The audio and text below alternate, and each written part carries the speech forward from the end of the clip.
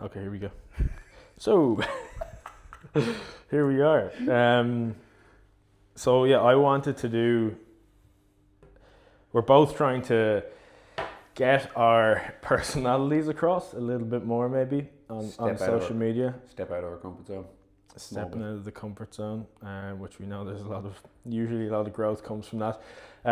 So I felt like a chat with the two of us could be quite interesting for us. Like, we've never done this. Yeah. But also maybe for people listening on social media. So we're interrogating each other. Exactly. And we got some fascinating, interesting questions, which I haven't prepared for. Have you prepared? No. I think it's better that you don't prepare for these kind of things, because then it's like, you don't want a scripted answer. People want to see the unpolished kind of Absolutely. behind what the people that we are, what makes us tick, kind of. Absolutely, I would agree. And I'm gonna I love asking people questions, so I'm probably gonna go completely off script and ask you random things. And I want to first ask you now, just because it's come into my head, do you prepare for interview questions like before and after games? Or obviously it's a bit hard to prepare after, but do you prepare for like before, when you have to do your training Q&As and stuff? I try not to prepare like as best I can. Like, it's usually I'm sent kind of a brief of what we could be asked, but I always find it's better not to have an answer prepared, because for the most part they might not even answer the question, like ask you the question that you have the answer for, and you'll end up using that answer in a question that they haven't even asked, and you kind of look like a bit of an idiot, which I have done many times in the past. But no, I try not to prepare as much anymore, because you always think that like the first thing that comes into your head, the most authentic answer, is the best and the most genuine. But yeah, in the past I would have tried to like have this whole script in my head, memorize it, and then I'd nearly be tripping up because I was just trying to memorize that too much. Yeah. So I just find kind of being authentic and being kind of on the spot is best sometimes. Which I think people really like about you. I feel like you get good feedback about your interviews and stuff. Yeah, well, some of them good, some of them not so good. The not so good feedback, like in comments on social media, do you read those? I used to like go like delving into them, because I used to use that as like motivation for me. Like, I'd be like, look what these people are saying, I'm going to prove them wrong. Or sometimes it would just be like, even if I was feeling really low about myself, or like if I've had a bad game, I'd still go looking and it's like, oh yeah, they're right.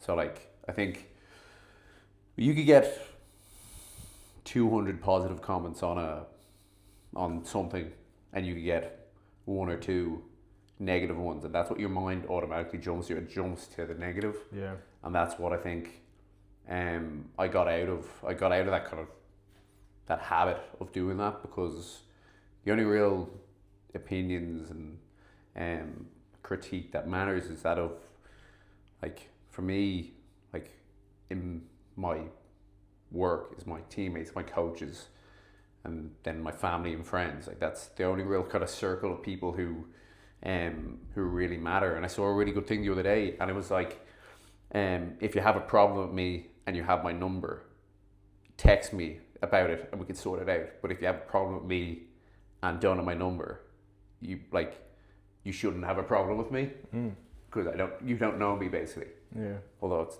quite different when you're in the fucking public eye, or on TV and national TV, so everyone has an opinion.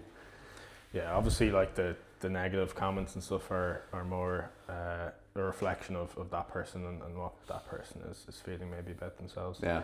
But I imagine it takes a lot of practice to not let it affect you. Yeah. Sometimes it's like, it has been like good for me in the past. Like I said, when I used that negativity to like spur me on and to kick on and push me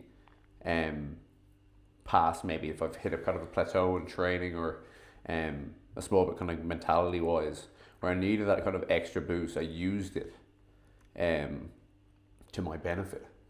But for the most part, it's just kind of a bit of a waste of time, kind of sifting through all that kind of stuff and nonsense.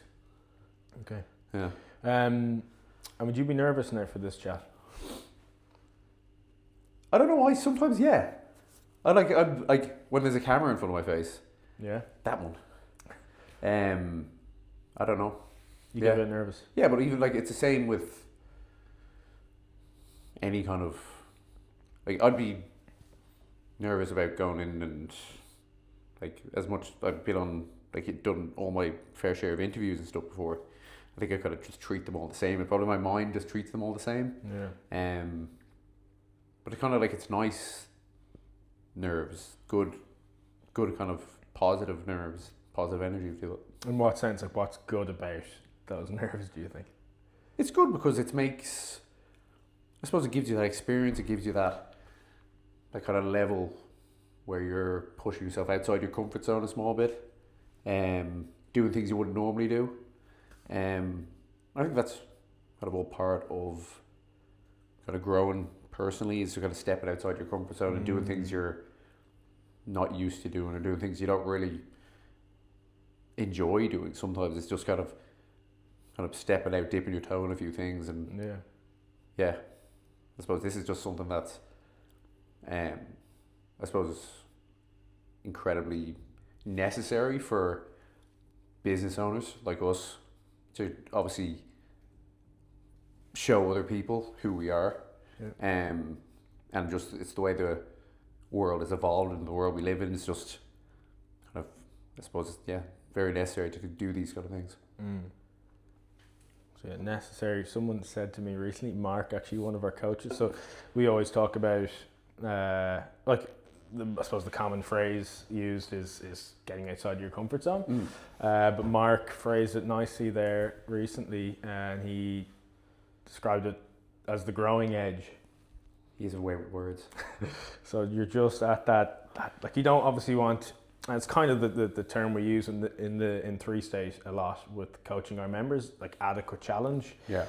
All of the coaches talk about that a lot. I'm sure our members are almost sick of hearing it, but it's about making it, it can't be too little challenge because you're not going to get that progression or growth. It can't be too much because it's not sustainable, but it's just at that growing edge most of the time. And obviously you, over the past year, have you been in a growing edge, or do you think it's been too much? So you got the book, you launched the book, you had a baby. I didn't have a baby, my wife had a baby. Elaine had a baby. You went, obviously, at the Lions tour.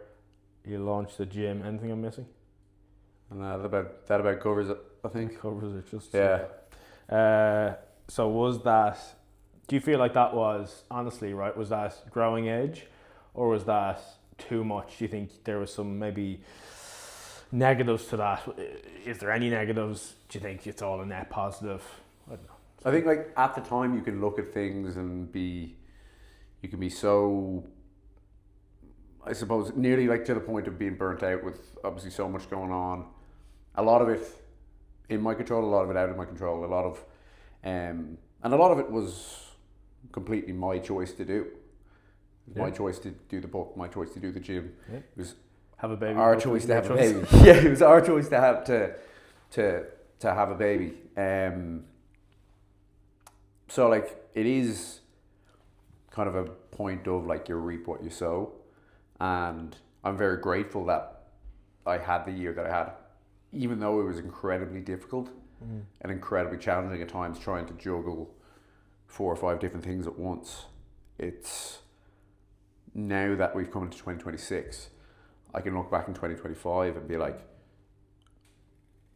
everything was a success. Everything turned out the way it should have, because I went through that experience of juggling all those things. At the time, you're kind of like, you need a bit of a breathing room, and you're kind of like, have a bit of more that I can chew. But I think perspective now, when you have a bit of time goes past, you're very fortunate that everything kind of happened the way it did. And I'm like a big believer in kind of like the concept of a more fatty, your love of fate, your love of what has happened, you love what will happen to you, and you kind of make it your own. So I'm very fortunate that everything that happened the way it did in 2025, although challenging at times, but very rewarding. And what do you mean? You make it your own. How do you mean? What do you mean by that? So I'm very big into Stoicism. Yeah. There's a good quote by Marcus Aurelius, and it was, love the hand that fate deals you and play it as your own. And that's kind of been my thing throughout life. At the time, you think it's, I suppose, I had a kind of untrained mind to this kind of thing in my past when I was younger, dealing with a lot of things. But now I kind of, after kind of reading and kind of trying to improve myself, my mind, that you can look at things no matter what happens in kind of like a positive light and use it to your advantage. Because you can have two choices. You can use it to your advantage, or you can let it kind of bring you down, or let it kind of knock you off. And I think on a whole, I use a lot of things to my advantage. Just look at it from a different perspective. Is there an example there of when I hate being asked for examples myself? So yeah, you don't have to. It's like one of those on the spot things. Yeah. That was one of the things that I should have prepared for. Yeah. Give me 3 examples. No, like, is there an example where you feel like you've made it your advantage, like, if that makes sense? Maybe something that you would have seen as, or most people would see as a negative. The biggest thing that would kind of I'd relate to that is, I suppose, losing my mum when I was 12, and then I suppose I went through the tough years. And then I suppose as a result of that, I wanted to like get myself out of that kind of rut I was in by training, by getting really into nutrition, by like being obsessed with kind of rugby. And I suppose as a result of that, it's got me to where I am now in my professional career. But yeah, like it's very hard to see at the time when it happens, but it's like I said, when a bit of time goes past, you can then have that kind of time to reflect and be like, not that it was a good thing, but it was it has made me the person I am. Those events that has happened. Yeah. Which is really, it's so conflicting. Exactly. Yeah. Because like, would things have panned out the way they were if that didn't happen, you know? So it's yeah, like that's one thing you never know. Yeah. But I suppose I used the negativity, and I suppose for a while I let the negativity kind of fester and manifest in different ways until kind of I chose to turn it around and flip it on its head. Yeah. I think that's what I think you're very good at doing. You're very good at kind of seeing the best in things and kind of seeing things in a good light and making things your own. Like you're very good at putting your own mark at things. Whether that's innate or if it's a practice thing. But for me, it was definitely like I had to really be mindful of it.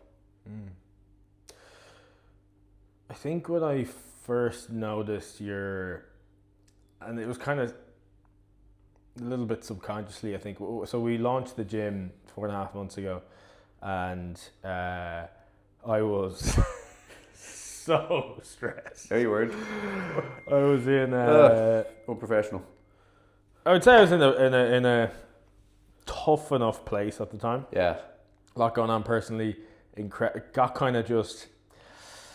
I got like in on your like. Yeah, just you get spiraled a little bit. yeah. And anyway, we'd be in here, so it was maybe like a couple of weeks before launch. We still had a few like commercial things to figure out. It was freaking me out, and you were like, Josh, like so many times, like, Josh, we're doing this now. Come on, let's get on with this. And then like you'd be in here with Max, like, and I'd be moaning, giving out, right? I feel like I've grown. My growth mindset has improved massively in the past like 4.5 months since we opened, and I'm happy to say like I'm much less like this. But at the time, I was giving out, moaning a bit.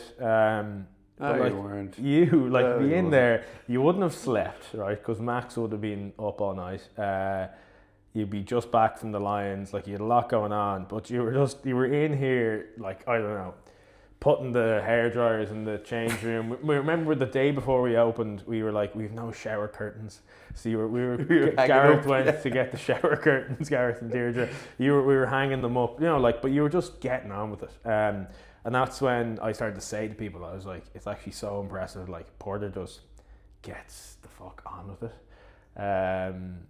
Which obviously, like, you know, there's good and bad to that, but in that situation and stuff, yeah, that's when I first noticed your like positivity or ability to just like keep on going and just, you know, one foot in front of the other. And you'd see, I know you said I would see the positive, and this isn't just going to be me like complimenting you complimenting me. I don't want it to turn into that, but like you would see the upside, you know? Yeah. Which I feel like I definitely have now. I have much more of a growth mindset, but maybe back then a little bit more of a scarcity mindset. Yeah.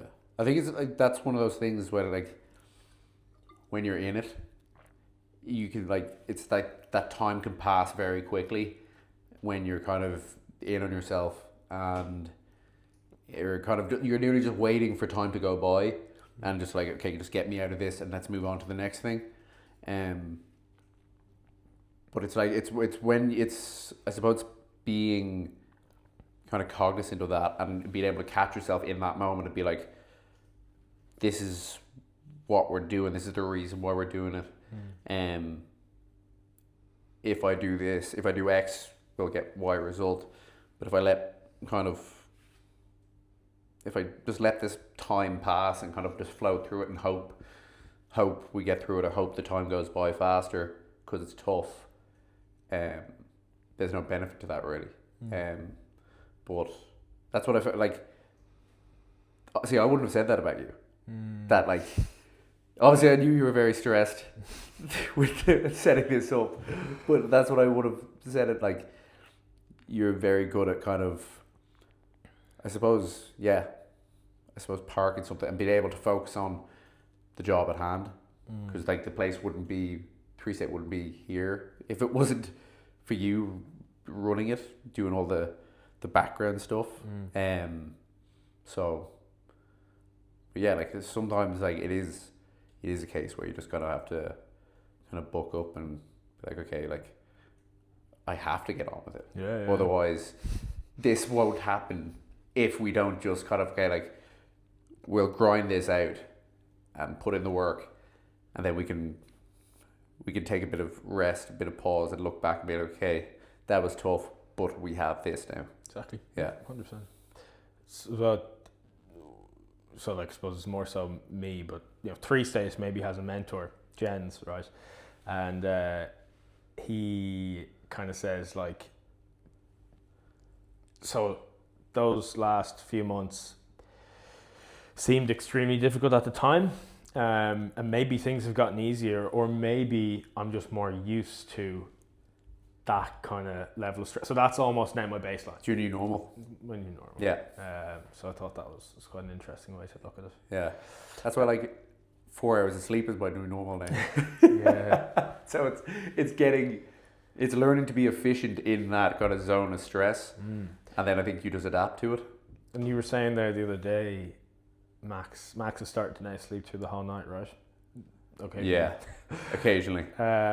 So you were saying that like 7 hours of sleep, like he was sleeping 7 to 7. So you got like 7 or 8 hours sleep. Yeah. And you felt invincible. It felt incredible. I felt like I'd like taken some like magic pill that just I felt like I could be awake for like 24 hours. Like, It's like Limitless. The movie. yeah, Have fully. you seen Limitless? Yeah, Bradley Cooper. We should do that's our next like it's just talking movies. Top 5 films you don't want to hear me talk about movies. Limited knowledge.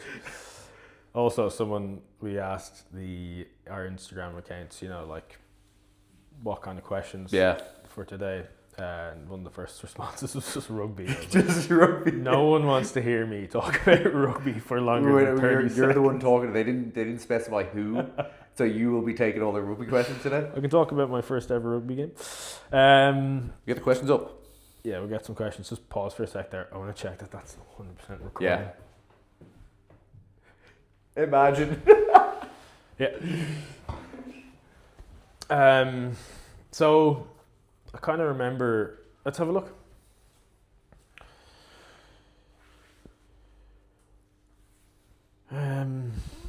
What do you attribute to the success so far in 3-state? So I suppose just quickly for anyone who is listening who doesn't know the background, me and Andrew set up a gym back in September called 3-state. It's a small group personal training gym. So we provide personal training in a small group environment, groups of 4 to 6. And we very much, we're up to over 100 members now. It's going fantastic. I'm loving it. Yeah. You're loving it. Everyone seems to be loving it. Everyone's in their adequate challenge. But what do you attribute? You had to say that. What do you had to say adequate challenge. What do you attribute to 3-state's success so far? It's definitely I think down to the people, having the right people, and having the right team.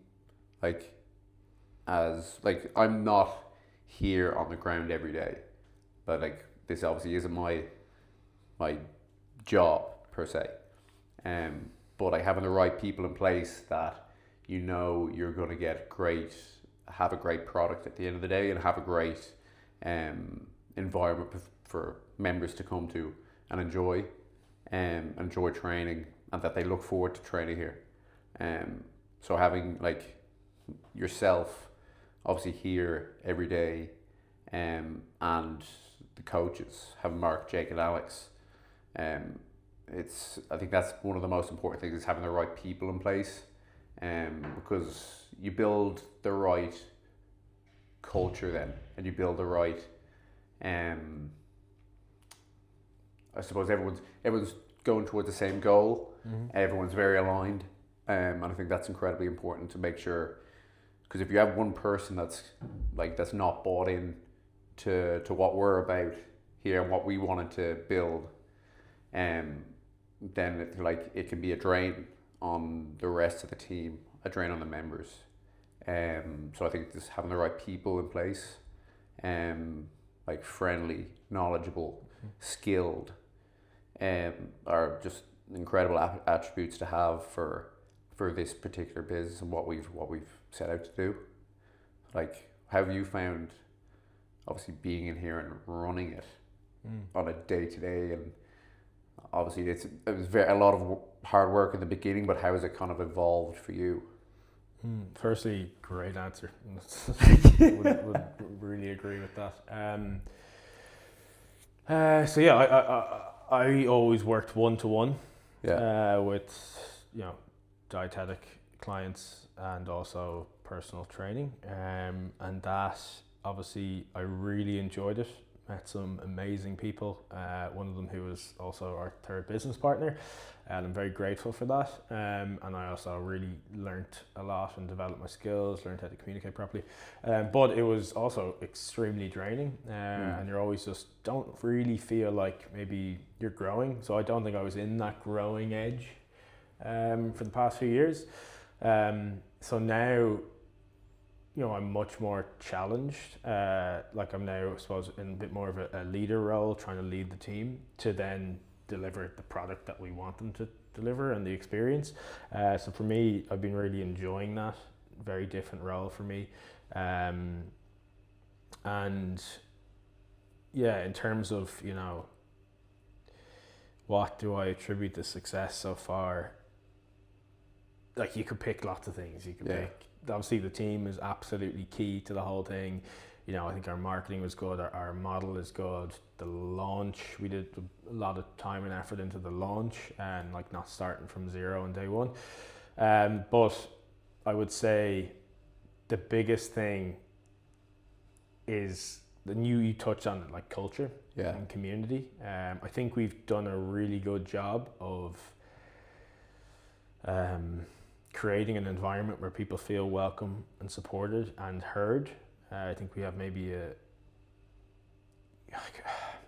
potentially like a unique skill of like we're really good at meeting people where they're at and like understanding their unique circumstances in life. And I'm hoping that there's always a little bit of intimidation in gyms, but I'm hoping that, you know, we're creating that environment where people don't feel intimidated. Yeah.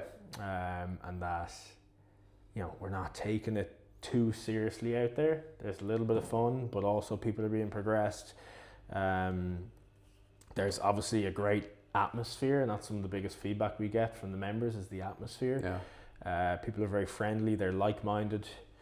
It's like we have a group of very different members. Yeah. Everyone's very unique, but we've similar values. Yeah. You know? Yeah.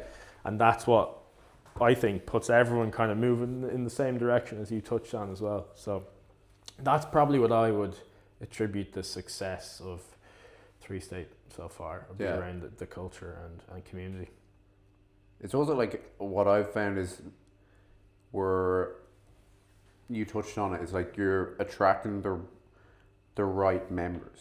Like we have an incredible like community here, and that's like we can only do so much in that. Like I thought like what you've done on the day to day and how you kind of show up and how the coaches they greet people when they come in the door and they get people set up on their kind of on their training journey if they're starting for the first time. And like you said, it can be very intimidating for people to come into a gym, but what you guys have done is you've kind of broken that barrier for a lot of people, and that's allowed our members to enjoy training, and then the kind of it's nearly like they've built the community. Then it's the right members there who are like, you can see it after sessions. Members are going to the sauna together, they're going for coffees together. Yeah. People who they would have probably never met or never kind of spoken to in any other setting other than here.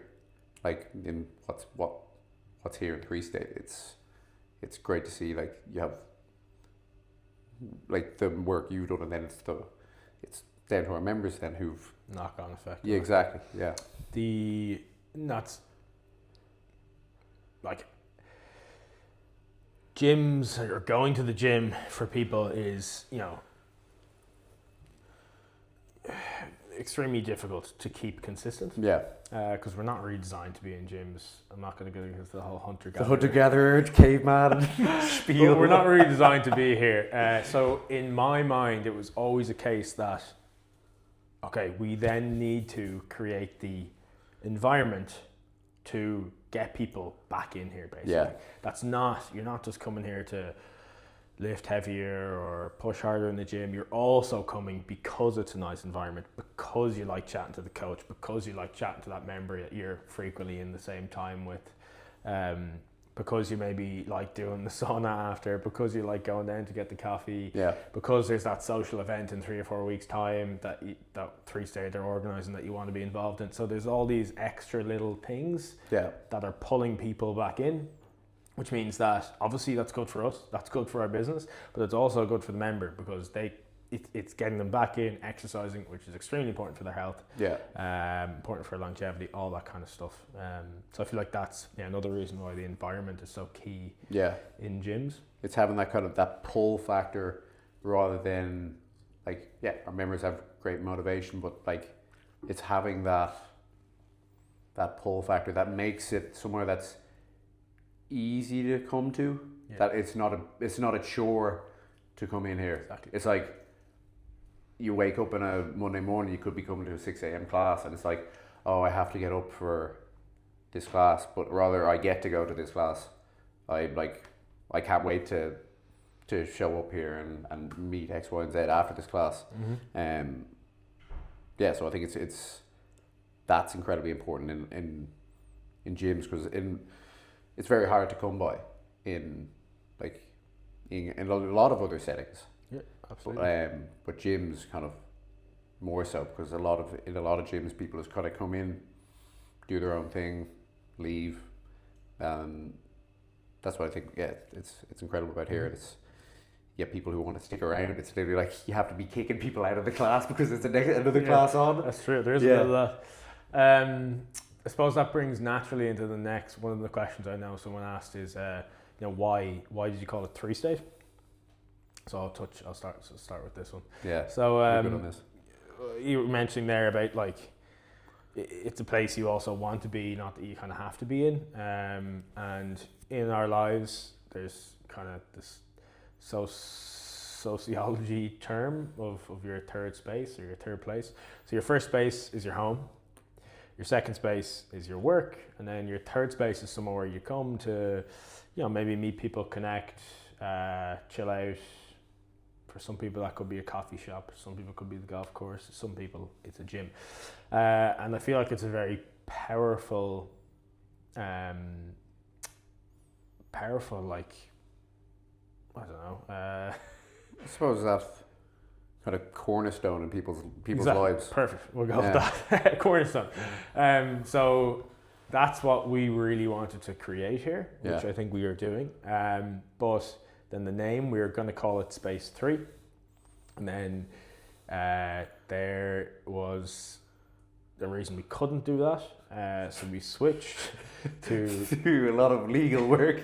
We switched to 3-state. And the whole idea, with 3-state was that it's not just a third place or space. It's also a state, like it's a third state. It's a state of being, a state of mind. So that's where, along with my friend Nev, he helped us with all the branding. We got a lot of great feedback about the branding. But also with the name, he was a huge help with that. And that's where the name 3-state comes from. It's actually much preferred to Space 3. I think it's much more catchy. I think it rolls off the tongue easier. I think it's more memorable. Less legal implications. That's like on when you touch on Nev there. Open up there while you talk. It's like the amount of kind of help that we've had along the way. Like since kind of we first came with the idea of we want to do a gym together because that's something we're incredibly passionate about. The amount of people that have kind of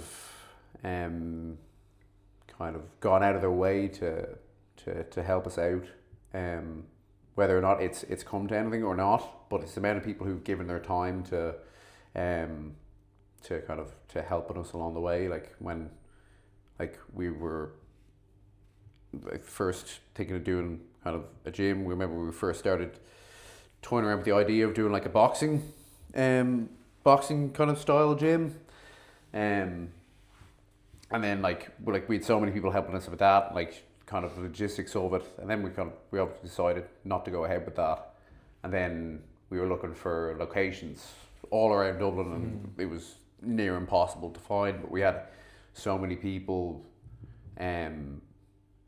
helping, like contacting people to see if anyone was available, so many meetings with different people in different areas that weren't gym related, but obviously were people who knew business, which we didn't know a lot about, which was incredibly beneficial just to kind of sit in and kind of just like get the knowledge from them. Like that's why Gareth has been incredible, because I would have never like had any business experience or even looking at spreadsheets or this, that, and the other, which you're very, very good at now. But I'm like, it was all incredibly unknown to me. A lot of things that a lot of people have helped us out along the way. I remember so when we launched, we did like a pre-sale for our founding members. So we opened with like we're about 75 founding members, and well, actually a bit more than that, but anyway. So to do that, we had to, sell to people when we didn't even have a gym. Yeah, it was like concrete walls. Concrete. Yeah, it was concrete. And you did a lot of the sales. And you were saying, I remember again, just your approach to it, your growth mindset. You were like, "This is class. Like I'm learning so much here. That like you were like, this is completely new to me. Like using our software, Gym OS."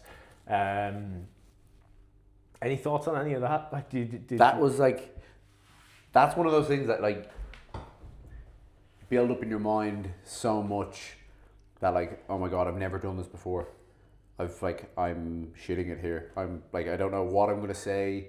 Don't know how people are going to react on the other end of the phone. It's obviously like difficult to gauge people on the phone call. Yeah. But that's one of those things you build up so much in your mind that, oh God, like this is obviously the kind of, it was a huge thing, obviously getting the first few members for the gym, and like you said, wasn't even a gym at that stage. Yeah.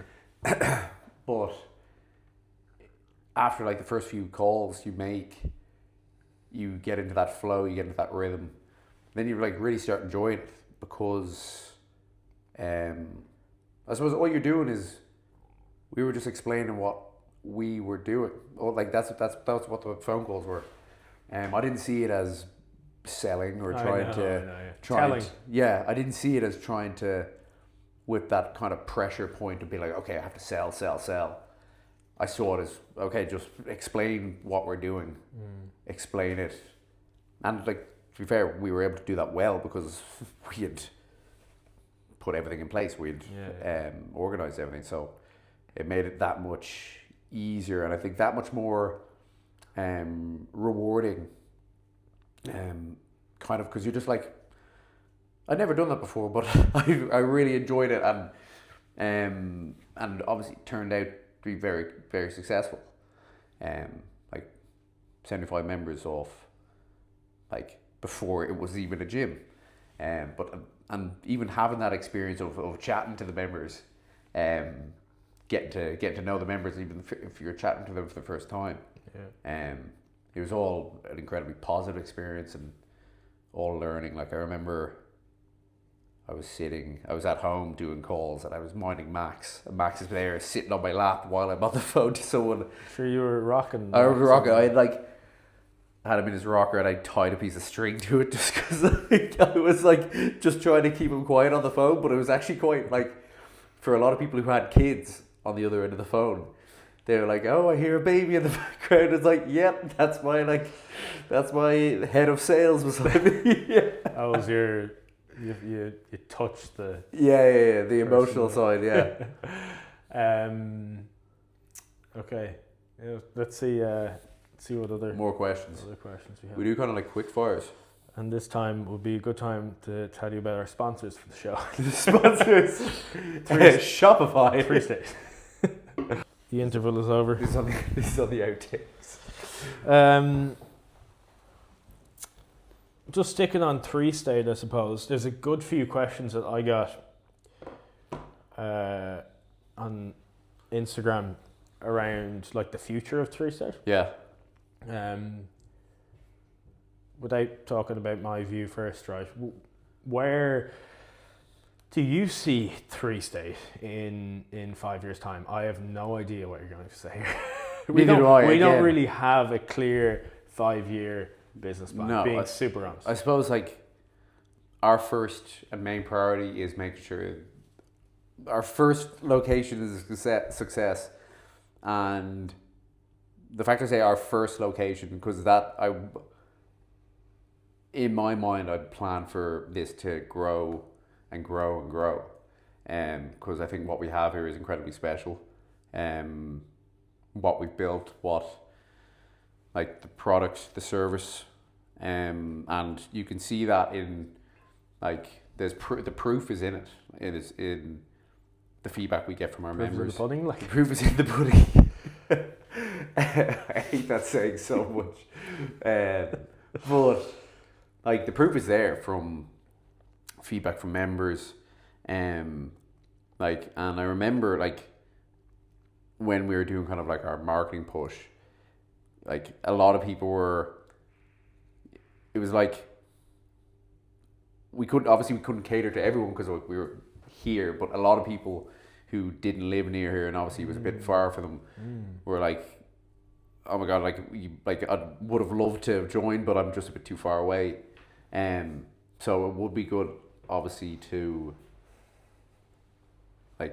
expand it. That's what I always had in mind for something like this. Like if you have something like a good product, and I think I know we definitely have that. It's only right that it should grow, but like as we stand at the moment, like we've only been open 4.5 months, so it's like it's still very very early days, but like I think the potential for this is to grow, and like why not have more than one location, and keep have it grow legs and keep growing, and that's in my mind. And why more locations? Because I feel like that's a very common thing for people, maybe with any business. You know, you set up a pizza restaurant, so next step, I'll do more gyms, I'll do more. You know, why more gyms? Because I think it's incredibly valuable what we offer, and kind of what the culture we have and what we've kind of set out to do is kind of make a gym that's accessible to all people, no matter what your training level, and no matter how much experience you have in a gym, whether or not you've been in like your first time in the gym or you're training for 10 plus years. It's something that's incredibly important, obviously, to me and you. We know the value of training, or of kind of living an active lifestyle, and I think it's incredibly important that you're able to share that with kind of a wider, keep spreading it from here to like Galway to Cork, like all 4 quarters, because I think what we have is incredibly special, and like the importance of health and fitness in people's lives is something we're incredibly passionate about, and I know a lot of other people are as well. So you want to stress me out with more locations? And myself. Yeah, I mean, so you basically just want to spread the love. Yeah, exactly. Like if you have something that's worth kind of sharing, I think you should. And yeah, I think it's like what we've done so far has been incredibly positive, and the impact it's had on the members, incredibly positive as well. But yeah, like what do you think? 3 state in 5 years. Again, as you said, number one priority.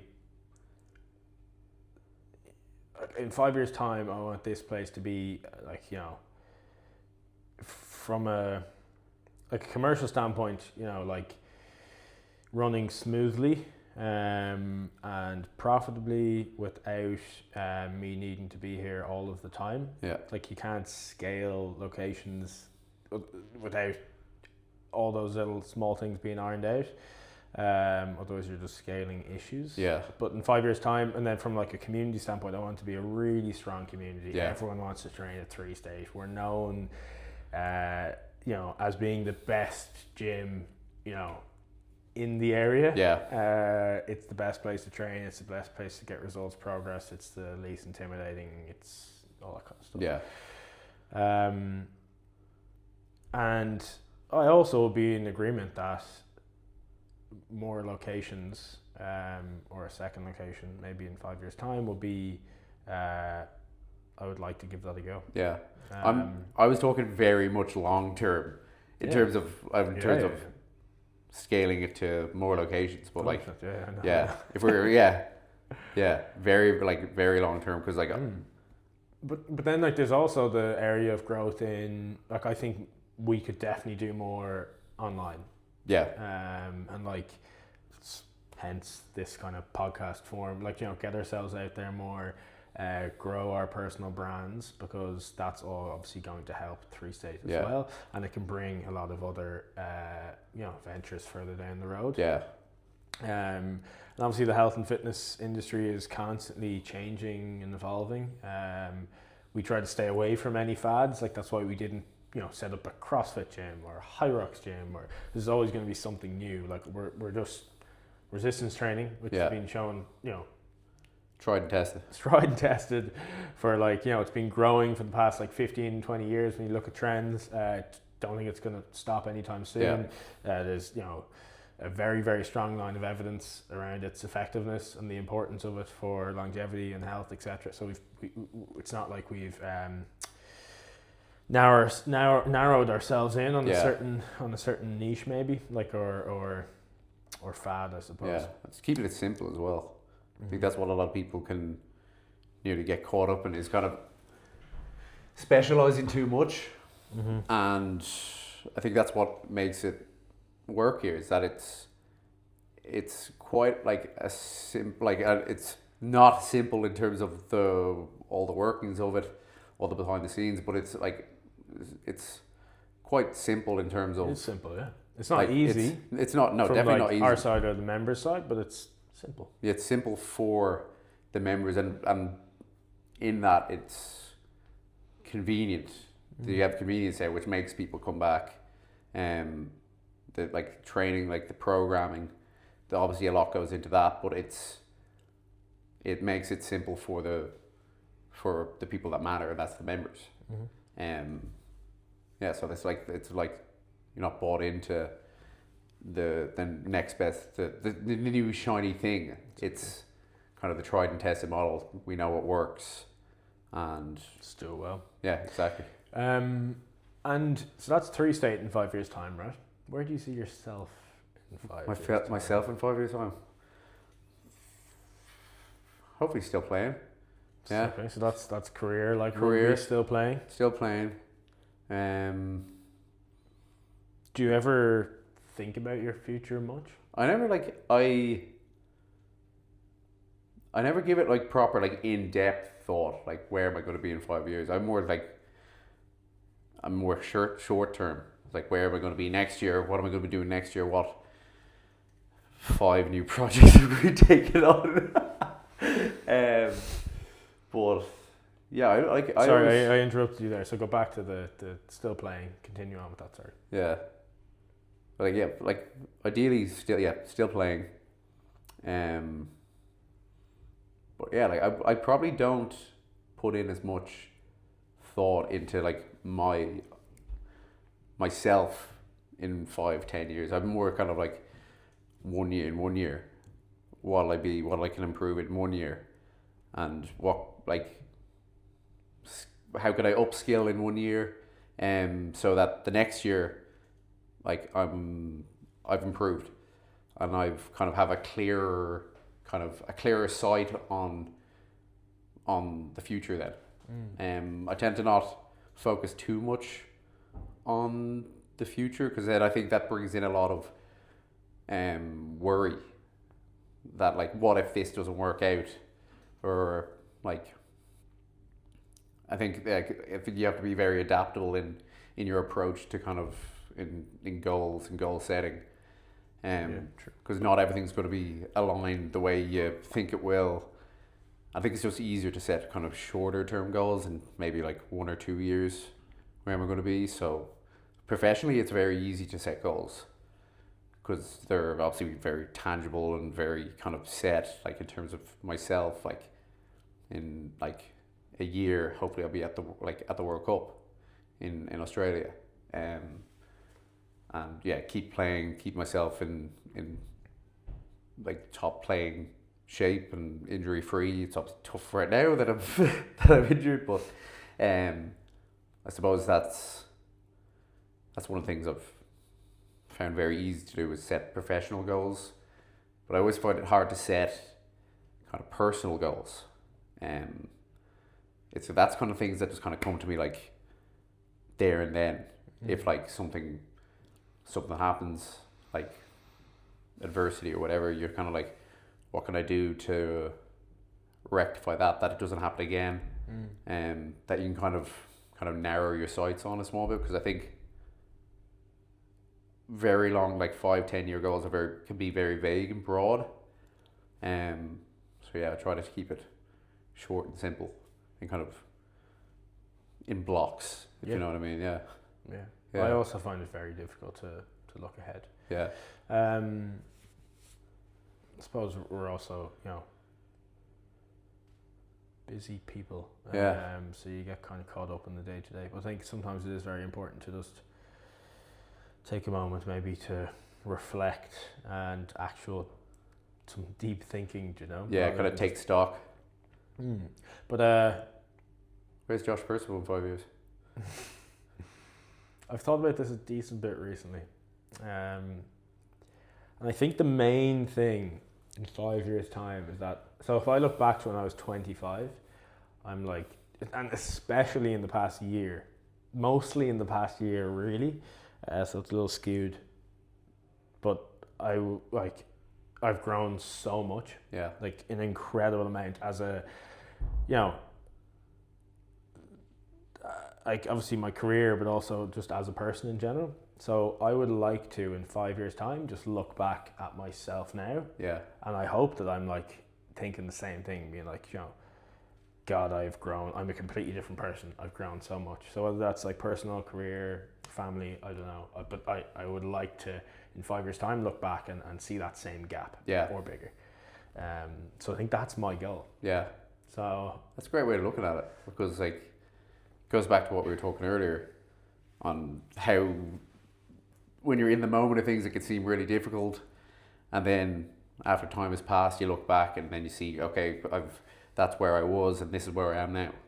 Yeah. And because of those events that happened, it's made me into this better version of myself that I was. So yeah, that's a good way of looking at it. Yeah. There you go. I've been thinking about it a lot. How often do you think about rugby? How much of your day is spent thinking about rugby? Now, like it would have kind of been 24/7. Really, yeah. It would have been always like everything centered around, like, from when I woke up in the morning, and obviously in training then, like throughout the day, and then when I came home, still thinking about it, like doing everything, like thinking about training, thinking about games coming up ahead, thinking about like what I want to improve on, this, that, and the other, which is like, it's beneficial to a point of like, okay, I'm looking to keep improving, like, and like, I suppose as an athlete, you always have to be kind of mindful of what you're doing, not just when you're in training, but also when you're outside with nutrition, recovery, but I found it quite, like, when you're on the whole time, it can be very, very draining.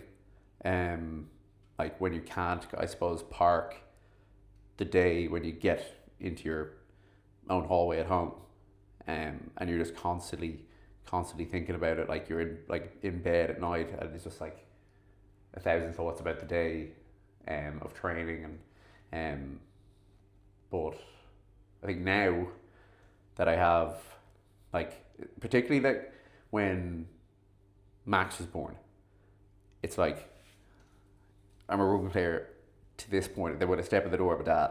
Nice. And it's a great way of being able to kind of like to switch off, because I suppose I suppose you have to be on, and it's just made me appreciate kind of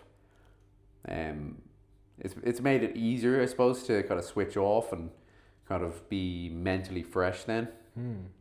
Even though it's obviously tough, you get like sleepless nights and stuff, but it is a good distraction from things, as well as having the gym. It's a good way to be able to park kind of the rugby Andrew to gym Andrew, and then being able to kind of move on to dad Andrew, you know what I mean?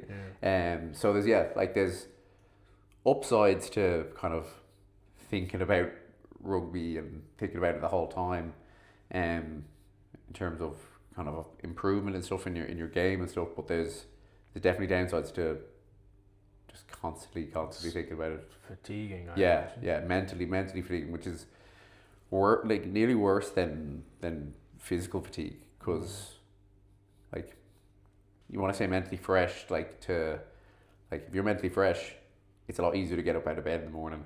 It's a lot easier to push yourself in training, and a lot easier to, I suppose, do the hard things when you're mentally fresh. But if you're mentally fatigued, like everything else is so much. It makes everything so much harder.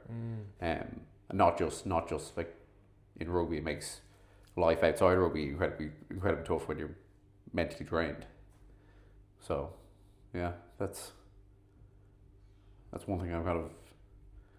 The past year has been very good for, obviously very tough year, but very good for being able to kind of refocus and stay mentally fresh. Yeah, because you had a lot to think about other than rugby. Yeah, last yeah. year. Do you mind me asking you more about rugby? No. So when a decision goes against you, right? Let's say in the scrum, and I imagine it's incredibly frustrating. Yeah. And emotionally triggering. How do you not get so angry, or what do you, like, have you just how do you feel in those moments? Like, let's say it's been in a game and there's a good few decisions going against you. Yeah. How do you like stay composed? Do you stay composed? Any thoughts around I that? suppose like it's something that it's always constantly there, because it's always constantly in the game. It's always like you're gonna have games where you go into and you can be doing your best and just things just aren't going the way you want them, which is like obviously annoying and you feel a bit fucked off sometimes. But like there's no point, I suppose, in letting that kind of one moment kind of distract you from the next one. Because like if you're worried and frustrated about something that happened 5 or 10 minutes ago, it's going to bleed into the rest of the game. It's going to bleed into your defense, your attack. It's going to cloud your judgment, cloud your mind, your decision making. If you're still holding on to that one moment, or few moments that have happened before, there's no point in kind of sitting on that. You have to move on to the next moment. And that's something like that's kind of, that is definitely a learned thing, a learned skill that you have to be able to do. Like we've a great kind of mental skills coach, Gary Keegan in Ireland, that like he's big on kind of next moment focus. So there's no point in being frustrated about what's just happened. Like you have to shift your focus into the next task at hand. And obviously like, it is like you have good days and bad days, like anywhere. But yeah, like I think it's just being able to it's being adaptable and being kind of that, it's having that kind of next moment focus then, and being able to kind of shift that, have that mental shift. Did you read the Daily Stoic this morning? I did. It was on. It was basically that. It's just saying that like you can. And this is all so much more easier said than done. But like you can react emotionally, but it's probably gonna have it's only gonna have a negative effect. Yeah. And it's only gonna worsen things.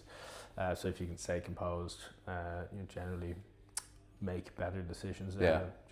That was the one on they used the journalist. Yeah, it was kind of like my paparazzi. Yeah, it was like if you're sitting there and someone asks you something and you get heated and you react to it, you're basically giving them what they want. Like especially with like I've been in that position where like I've been heated after a game, or like someone said something in the media that I didn't agree with, and then I've said something more, and then so you're just giving them something, you're just giving them more I imagine ammunition that could to- easily happen in a game too. Like, yeah, you know. exactly. Like if you let kind of your opponent get under your skin, like you're giving him that win, I suppose. We're letting the referee get under your skin. He's not obviously out to beat you, but yeah, like I think it's just it's about composure, mental composure, and it is a skill. It is something you have to be like mindful, because you can be slipping and kind of not notice it. Yeah. So you have to be able to catch yourself. Yeah. Do you think you've gotten much better at that? Yeah, I think I have. Like, again, it's very like it's all well and good having a plan going into it and being as best prepared as you can, and like in terms of your physical and mental preparation, and then like something happens in the moment and you're kind of like, or like happens repeatedly in one game, and you're kind of like, Jesus, he's like what am I doing? Like, but you have to there's no other option than to move on, and I suppose not let that moment or moments that have happened before affect the rest of the game. Yeah. If you were in any other career, like if you had to have a different career, what do you think it would have been? This is one of the toughest questions I've ever had. Someone asked it, but I haven't thought about. I have no idea my answer, by the way. So I'm like, anytime someone asks me this, I'm just like, oh, I'd just be in the gym training the whole time. Yeah. But because you've recently done the strength and conditioning course, right? Yeah. I'm a fully qualified personal trainer. So we'll be getting you out to the gym floor. You'll be covering. I'll be covering all the sick leave and annual leave now. But yeah, like I did economics in college when I started off, and that was very much I think it was very much a like, oh, I need to go to college. Everyone's going to college. Like I had that kind of pressure of still not knowing what I really wanted to do leaving school. So like now it seems like obviously it took me 7 years to do a 3-year course, because obviously I was playing at the time.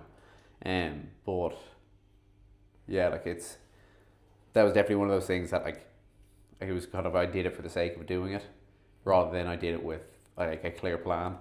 But like the last few years, like I knew what I was incredibly passionate about. I knew what I loved doing, and that's like in the gym. That's being kind of a part of a gym. I always loved training in the gym, so I always loved training in the gym, so like why not do something I'm passionate about? Yeah. And I did my personal training course, and then You're kind of doing it. I'm doing it. I'm living it. But yeah, it's a tough question, because like I feel like, especially in this day and age, and definitely in the future, like potentially people could have lots of different careers. Like, you know, I could see myself having like 3 or 4 more careers in the rest of my life, genuinely. Like, you just never know what way life's going to take you and what might happen. For me anyway, I feel most fulfilled when I'm connecting with people. Yeah. I suppose that's one of the reasons why I love my job so much now. But I'm really interested in like finance and investing, and I feel like people I feel like you're not taught like, you know, personal finance in school at all, and like I feel like that would be quite a cool area to be in, to teach people like, you know, how to manage their money. Do you know, wealth management kind of? More like just, you know, financial advisor. You know, like the importance of saving, or maybe the importance of investing, like kind of principles. I don't know. I feel like that would be really effective to teach people that. Yeah. In school, maybe be a teacher. You'd be a good teacher. I'd like to teach. Strict. I'd be strict. Yeah. I don't know. Just again, a career where I'm like connecting with people again would be most important for me. Yeah. But I have not thought about that question much now at all. Well, you have like a lot of accolades to your name. 2 master's degrees. Things going on there. He's a master of many things. Do you have any concluding thoughts? I mean, we've been talking for well over an hour now, so it's probably enough. No. What do you? Sorry, go on. Sorry, go. you. No, you go. Please go. No, you. No, you. Well, I was going to say, what do you want this to become in a year's time? What do you want this? Like, do you think this could be a podcast? Definitely. I think like people always like are looking for information, but like there's so much. It's like information overload there. But like I think like we're very good at keeping things simple and keeping things like relatable as well. Like I think like it's been great, like all the questions coming in about like so many different topics, and I think there's a lot that we can cover in it. Yeah, we've hardly touched on. Yeah, we've only scratched the surface really, and like a few things. Like this is only just a get to know us kind of thing. Now you've got to know us, but yeah, I think like there's room for growth in anything, and that's what's most exciting about kind of is putting yourself in kind of in new scenarios, new situations. Yeah, I think there's always room to grow as a person in business in everything.